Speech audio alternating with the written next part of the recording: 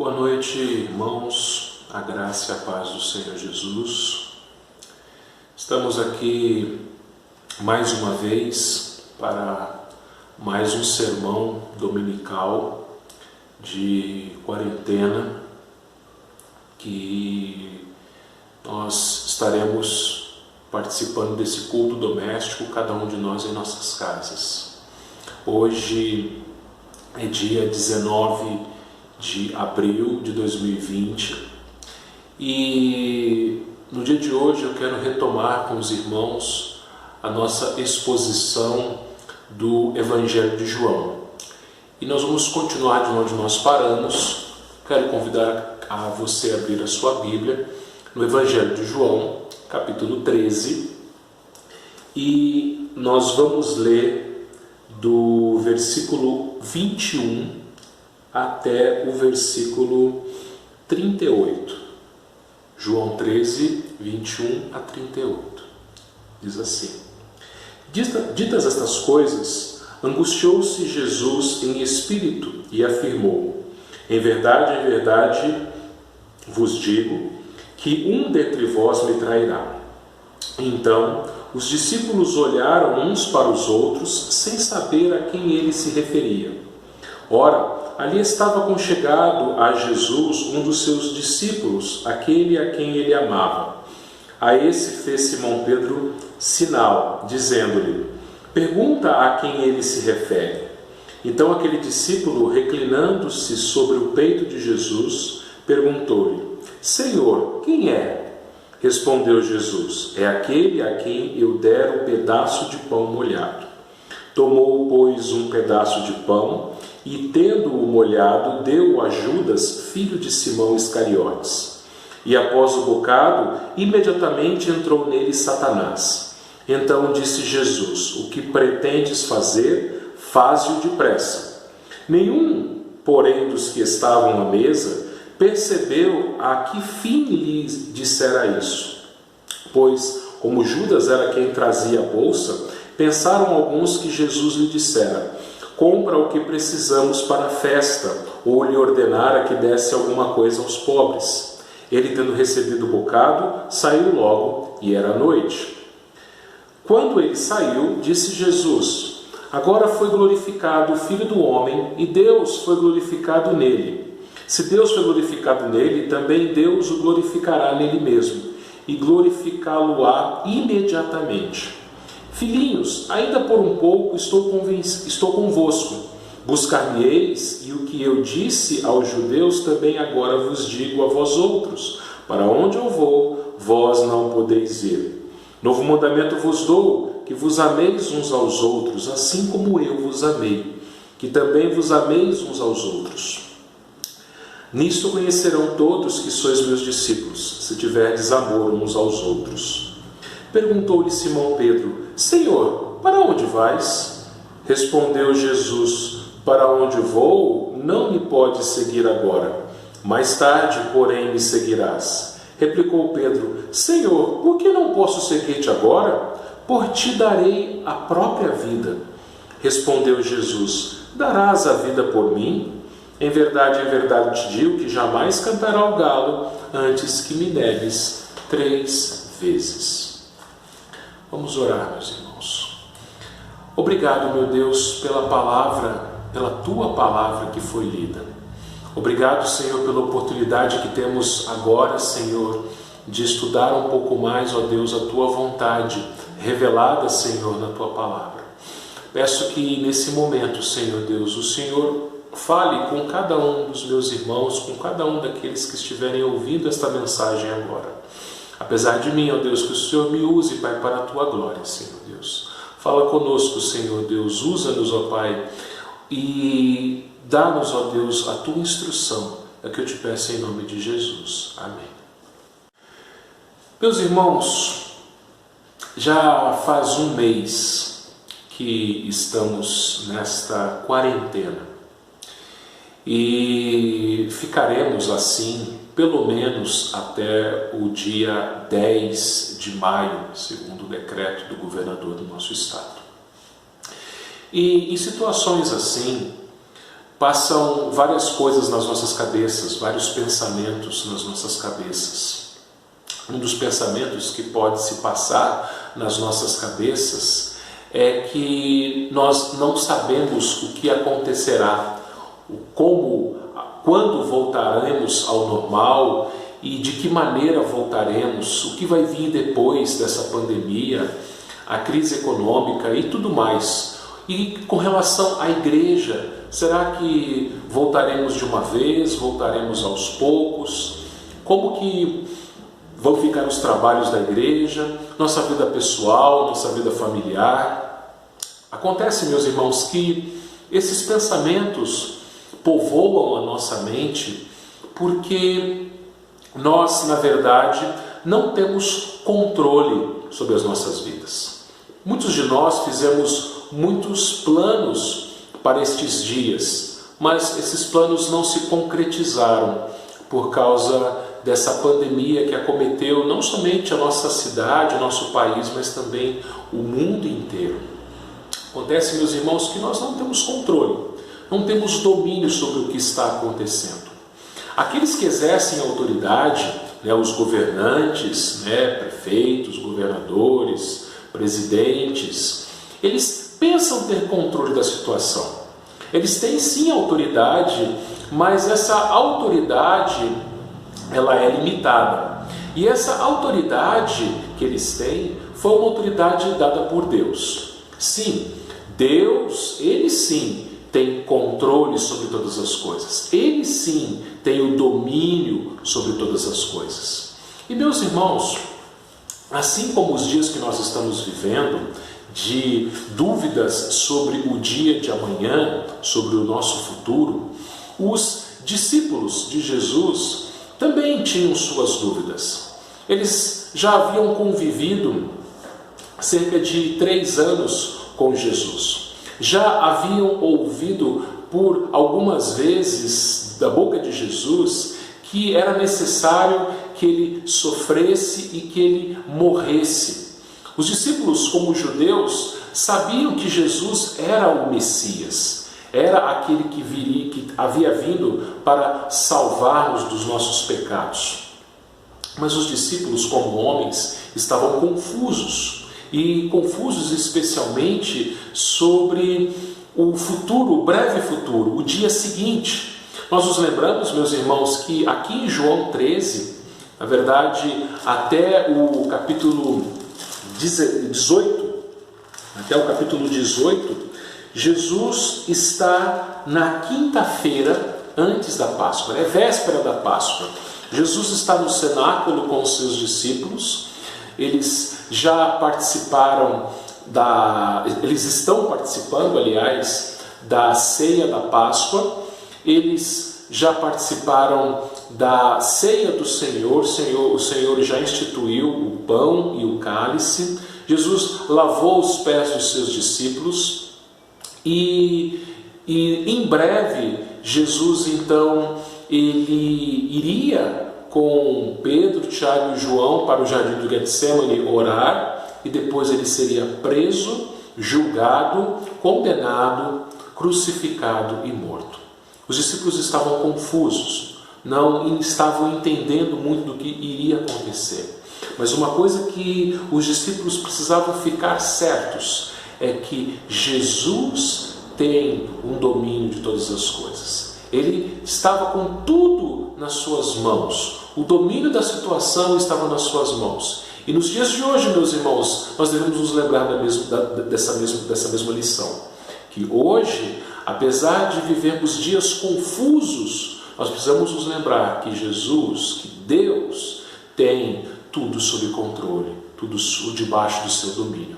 É sobre esse tema que eu quero meditar com os irmãos nesta noite. O domínio de Jesus.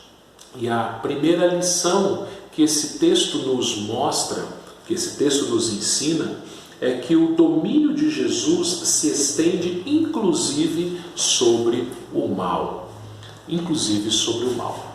Alguns pensam que existe uma batalha espiritual do bem contra o mal. Como se Deus e o diabo lutassem de igual para igual num ringue e às vezes um tinha mais vitória, o outro tinha mais vitória, ou seja, existe esse pensamento em alguns meios evangélicos, mas não é isso que a Bíblia ensina. A Bíblia nos ensina que todas as criaturas, todas as coisas, até mesmo o mal, até mesmo o diabo, está debaixo do domínio de Jesus. O texto, meus irmãos, mais uma vez aqui em João 13, no verso 21, nos diz que Jesus, ditas estas coisas, angustiou-se em seu espírito e afirmou: em verdade vos digo que um dentre vós me trairá. Jesus sabia que um dos seus discípulos o trairia. Aquilo não era novidade para Jesus.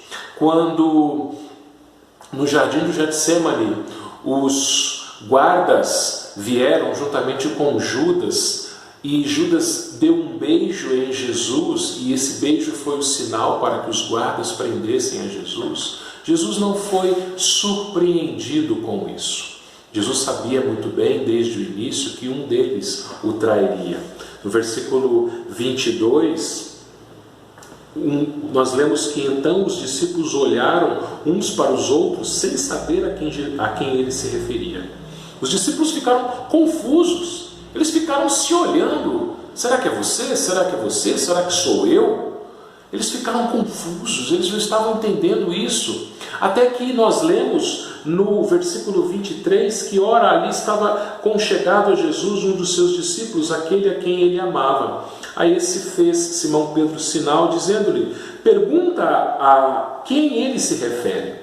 Então nós imaginamos os discípulos reunidos à mesa ali com Jesus, e Jesus dá essa declaração, e essa declaração cai como uma bomba ali no meio daqueles homens. Um dentre vós me trairá. E eles ficam atônitos, eles se olham uns aos outros. Então Pedro, que era o mais afoito, que provavelmente estava mais distante de Jesus, ele faz um sinal a João. João, vamos nos lembrar aqui, João, no seu evangelho, ele não se refere a si mesmo pelo nome. Ele se refere a si mesmo como aquele discípulo a quem Jesus amava. João, sem nenhuma arrogância, sem nenhuma prepotência, ele se diz alvo do amor de Jesus. Ele foi amado por Jesus, apesar dele ser um pecador. E João estava próximo a Jesus. Então Pedro, que estava mais distante, faz um sinal a João e diz para ele: olha, pergunta para ele a quem ele se refere. Pergunta para ele. E é isso que João faz. No versículo 25, ele se reclina sobre o peito de Jesus e pergunta: Senhor, quem é? Quem é, Senhor, que vai o trair? E Jesus então responde com uma atitude, com uma ação. No versículo 26 nós lemos que Jesus respondeu: é aquele a quem eu der um pedaço de pão molhado. Havia um molho feito com vinho e alguns temperos, que geralmente eles comiam na Páscoa. Jesus então toma um pedaço de pão, ele molha nesse molho e ele entrega, no versículo 26, a Judas, filho de Simão Iscariotes. E no 27 nós lemos que após o bocado, imediatamente entrou nele Satanás. Então disse Jesus: o que pretendes fazer, faze-o depressa. Pastor Augusto Nicodemos, ele diz que nem toda possessão demoníaca é algo espetacular, é algo em que uma pessoa muda a sua voz, se joga no chão, como por exemplo, aquele homem que vivia entre os sepulcros. Aqui nós vemos claramente um homem possesso, um homem endemoniado. Satanás, ele entra em Judas. Satanás, então, ele toma posse do coração de Judas. E Jesus se dirige ao próprio Satanás que estava dentro de Judas e fala para ele, dá uma ordem para ele, na verdade: o que pretendes fazer, faze-o depressa. O Senhor tem tudo sob o seu controle, até mesmo o seu arqui-inimigo, Satanás. Nós nos lembramos aqui da ocasião em que Satanás ele se apresentou juntamente com os anjos de Deus nos céus, e Satanás então recebeu do próprio Deus a vida de Jó para que Satanás fizesse o que ele quisesse, mas não poderia tirar a vida. Satanás tinha nas suas mãos os filhos de Jó, a fortuna de Jó, a saúde de Jó, mas a vida de Jó não, ele não podia tirar. Satanás, meus irmãos, inclusive ele, só age dentro dos limites que Deus estabeleceu para ele. Mas ele é útil no reino de Deus, ele é útil nos decretos de Deus. Pode parecer estranho falar isso, mas Provérbios 16, versículo 4, nos diz que o Senhor fez todas as coisas para determinados fins, e até o perverso para o dia da calamidade. Então, até mesmo os homens mais perversos, os demônios mais perversos, até mesmo o príncipe deste mundo, todos, até os maus, eles estão dentro do controle do Senhor, do domínio do Senhor. Então, quando você vir ao seu redor homens maus e talvez governantes corruptos tomando decisões, ou mesmo pessoas mais próximas de nós fazendo maldades, saiba que o Senhor tem o controle disso. O Senhor tinha sob o seu total controle aquele que o trairia e aquele que o moveu a traí-lo, o próprio diabo. O Senhor, meus irmãos, não está alheio às coisas que estão acontecendo.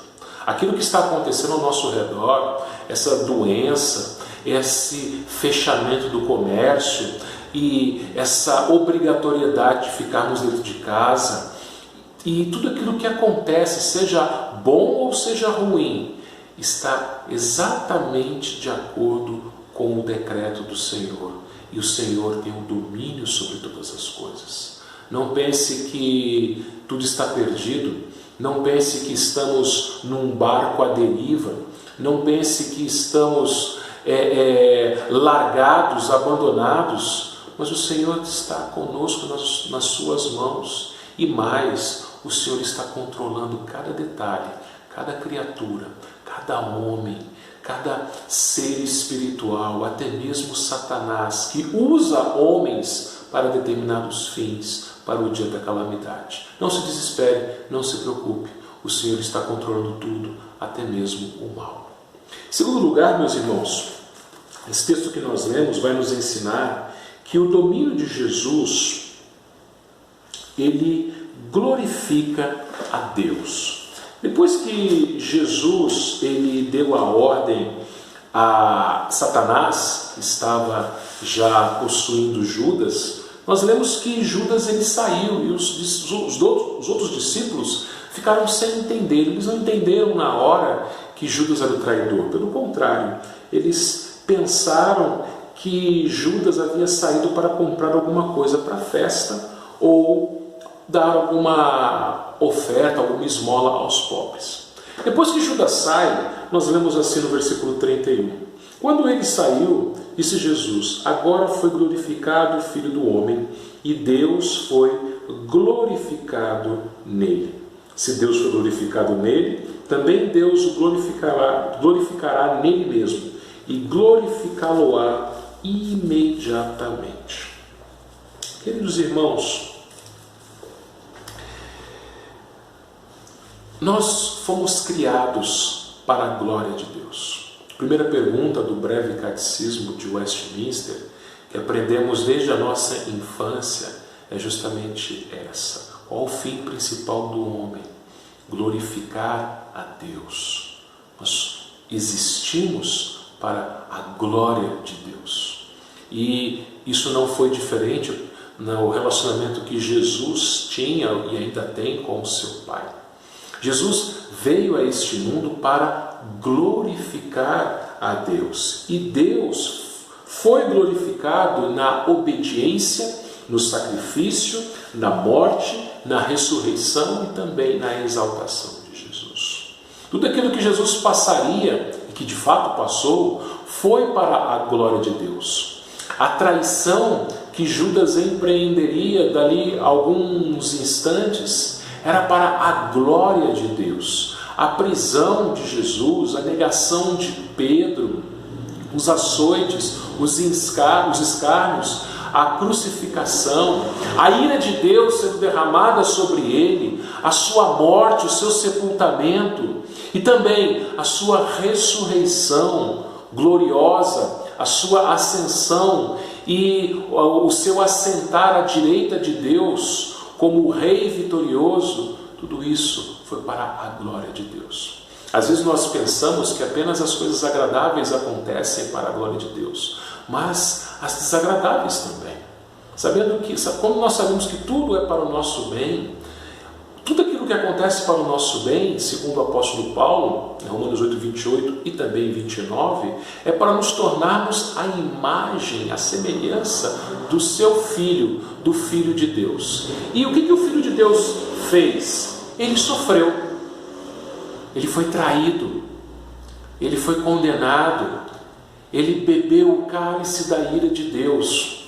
Então, meus irmãos, quando nós olhamos para tudo aquilo que nós passamos, especialmente agora, nesse momento de quarentena, nesse momento de dúvidas, nesse momento, como eu disse, em que vemos políticos tomando decisões e nem sempre decisões acertadas, políticos fazendo conchavos, fazendo planos que não visam o bem da nação, que não visam o bem do povo.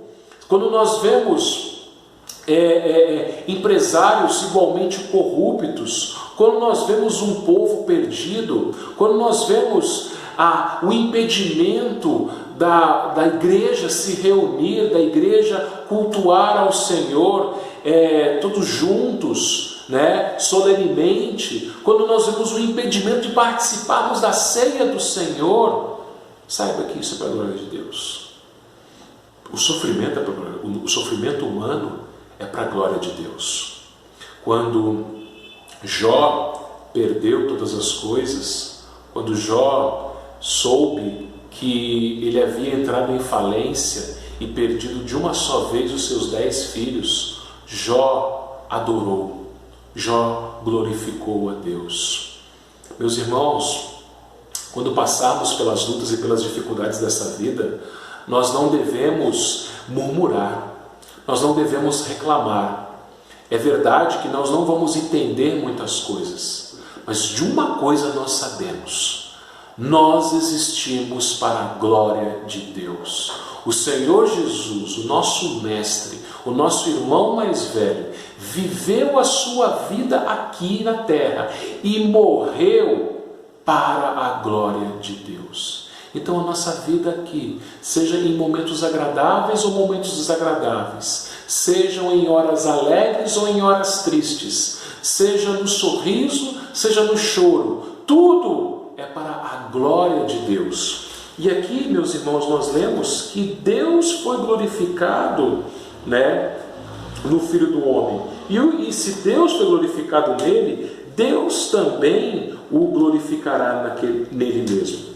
Jesus estava no seu estado de humilhação, glorificando ao Pai. Mas depois da sua ressurreição, Jesus se encontrou no estado de glorificação. Para começar, ele ressuscitou com o corpo glorificado.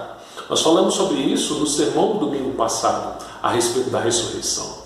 Que Jesus é a primícia dos que dormem.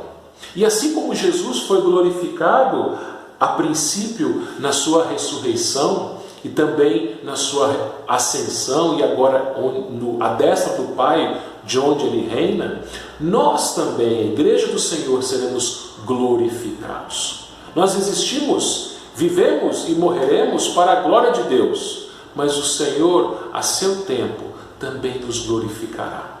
Mas saiba que nós não seremos glorificados aqui nesta vida ou aqui nesta terra, mas estaremos no estado de glorificação apenas depois da nossa ressurreição, no novo céu e nova terra. Meus irmãos, nós reinaremos com Cristo. Todas as nossas humilhações, tudo aquilo que o pecado causa em nós será retirado e haverá apenas a glória de Cristo em nós. Mas enquanto isso não acontece, nós vivemos aqui para glorificá-lo. Se Jesus não voltar antes, nós morreremos para glorificá-lo também. E mesmo quando formos glorificados no novo céu e nova terra, nós o seremos para a glória dele. Seremos glorificados para a sua glória. Então saiba disso, que o Senhor domina sobre todas as coisas para a sua glória. Tudo o que está acontecendo, esta pandemia, estas mortes, este desemprego, este isolamento, Deus está sendo glorificado. Deus não está sendo enganado. Deus não está se esquecendo da sua glória, mas Deus está sendo glorificado. Terceiro, o domínio de Jesus nos conduz à obediência. O verso 33 até o 35 nos diz assim: Filhinhos, ainda por um pouco estou convosco, buscar-me-eis, e o que eu disse aos judeus também agora vos digo a vós outros: para onde eu vou, vós não podeis ir. Meus irmãos, Jesus então chama os seus 11 discípulos que ali estavam de filhinhos. Jesus, ele se dirige aos seus discípulos de maneira carinhosa. Filhinhos, meus queridos filhinhos, né? Jesus, ele se dirige aos seus discípulos com ternura. É interessante que o apóstolo João, que ali estava, né, ele escreve a sua primeira carta, ele usa diversas vezes essa palavra, filhinhos. Nós somos os queridos filhos de Deus. Deus nos trata como um pai trata seus filhos pequenos, com carinho, com ternura. E Jesus ali queria ensinar os seus filhinhos. E qual seria o ensino? Ele fala que ele, por enquanto, por um pouco, ele estaria com eles. Mas depois, para onde eles iriam, eles não poderiam achar. Em breve, Jesus iria embora. Em breve, Jesus não estaria mais com eles. Dali a algumas horas, Jesus estaria morto. E dali a alguns dias, Jesus teria voltado para o Pai. E como é que os homens conheceriam a Jesus? Como é que os homens saberiam que Jesus é o Salvador, é o Senhor, se dentro de pouco tempo ele não estaria mais na terra? Através dos seus discípulos.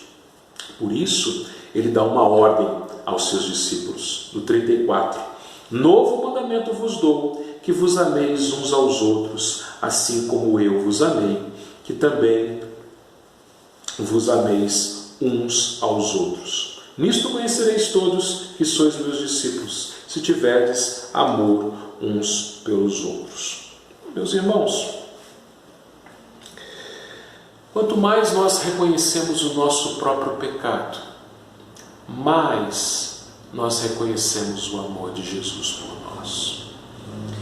E João nos diz na sua primeira carta que Deus é o próprio amor. Deus enviou o seu Filho. Deus amou o mundo de tal maneira que enviou o seu Filho. E Jesus então dá um mandamento. Ele chama de novo mandamento. Não era exatamente novo. Por quê?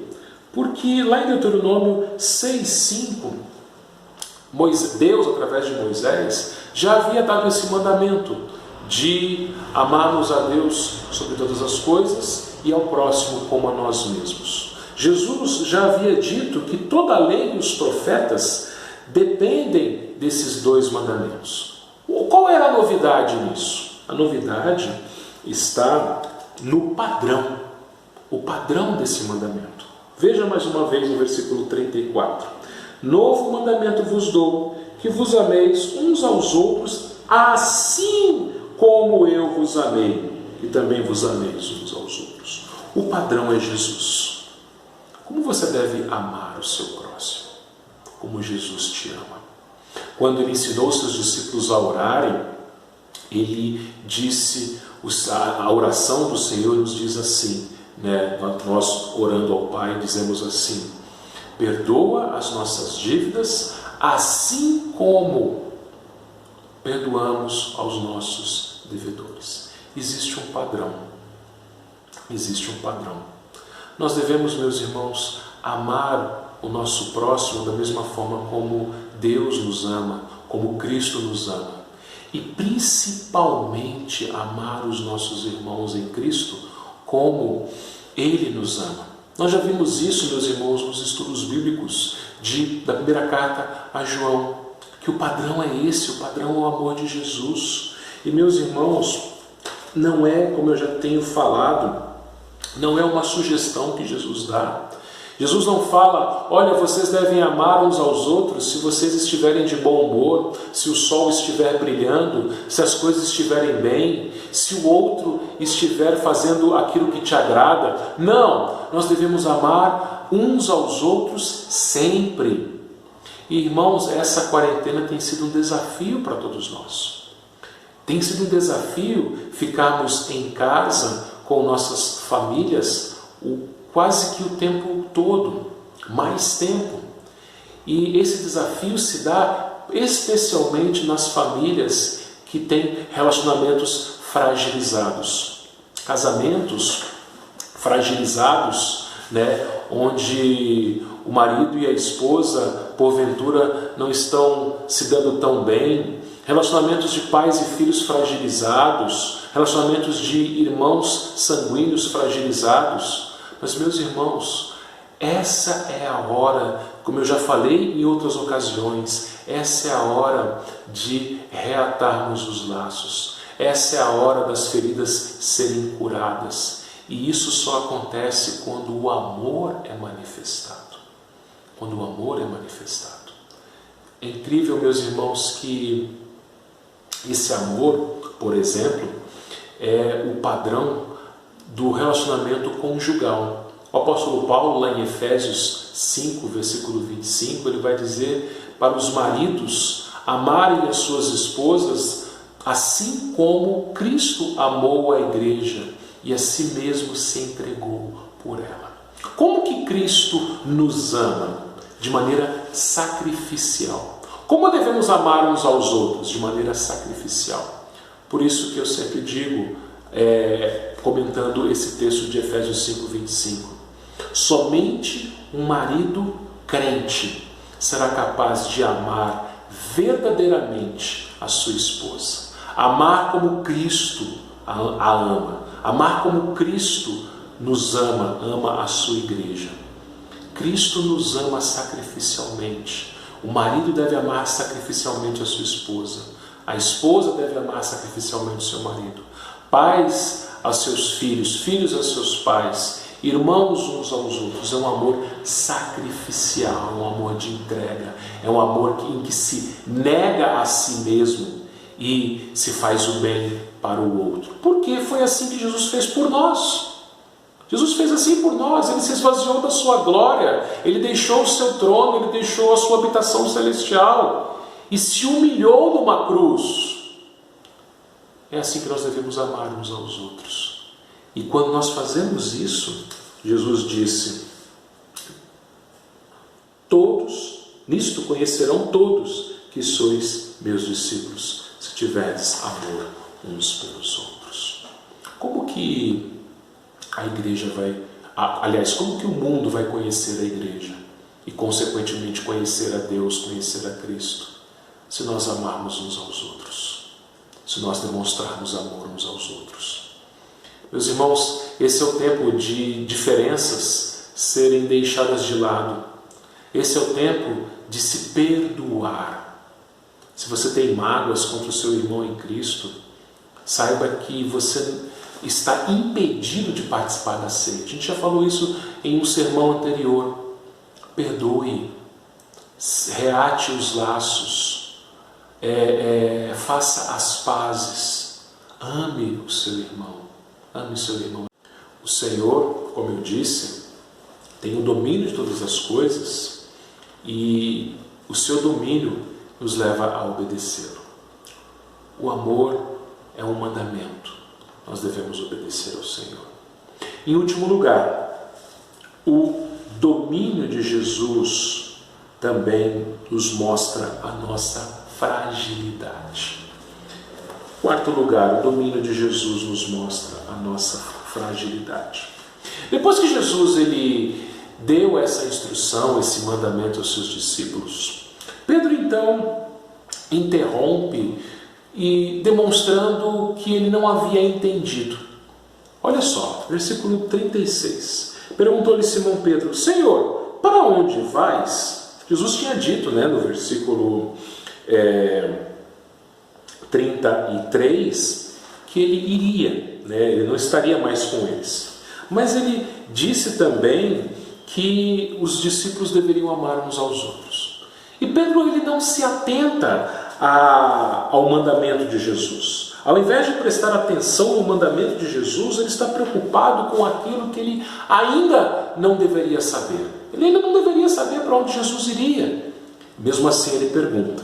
Jesus responde aqui no 36 novamente: para onde vou, não me podes seguir agora. Mais tarde, porém, me seguirás. Jesus ele não revela exatamente, com todas as letras, para onde ele iria. Mas exatamente isso nós sabemos. Para onde ele iria? Ele iria para a morte.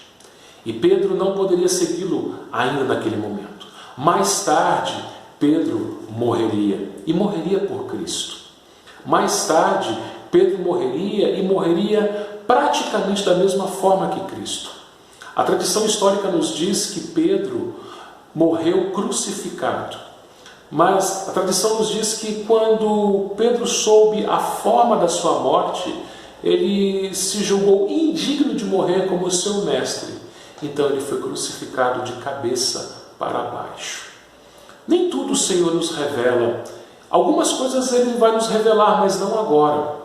Nós ainda não sabemos o porquê dessa pandemia, o porquê dessa quarentena, o porquê do impedimento de cultuarmos a Deus todos juntos, de participarmos da ceia do Senhor todos juntos, mas talvez um dia nós saibamos, talvez não. Pedro saberia, mas Pedro precisava entender que Jesus está no controle de todas as coisas, ele estava dominando todas as coisas e que ele era um frágil homem.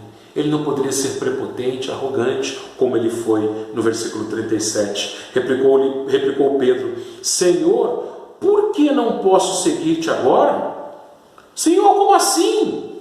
É claro que eu posso seguir-te, eu daria a minha vida por ti. É o que ele diz aqui: por ti darei a minha própria vida. Senhor, o Senhor está enganado sobre mim. Eu vou seguir a ti. E eu vou dar a minha própria vida por ti, se for necessário.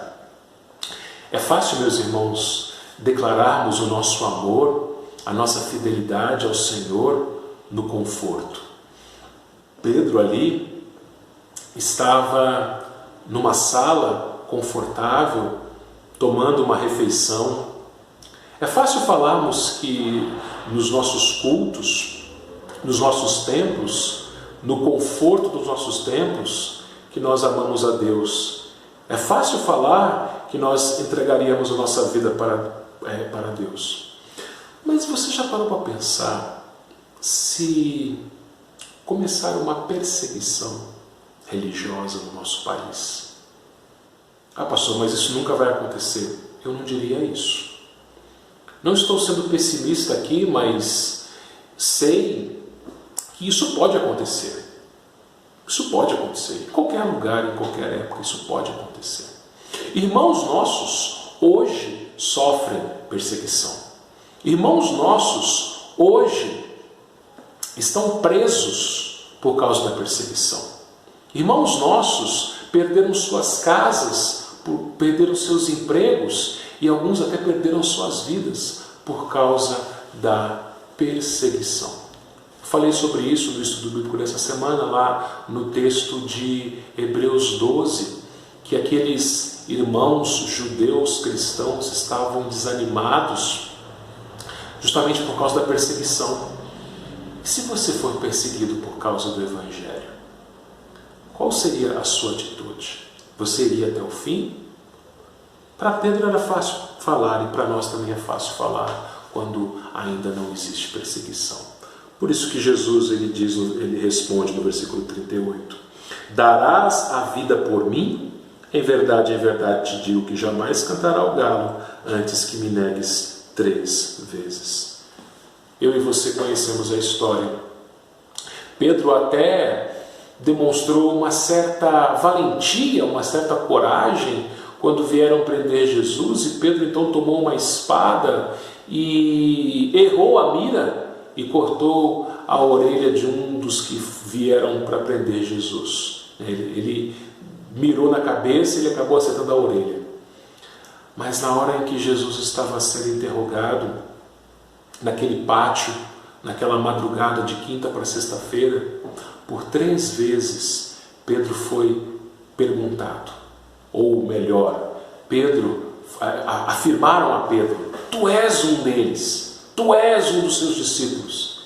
E 3 vezes Pedro nega ao Senhor, e ele pragueja, chega até a praguejar, e ali então, depois da 3ª vez, o galo canta.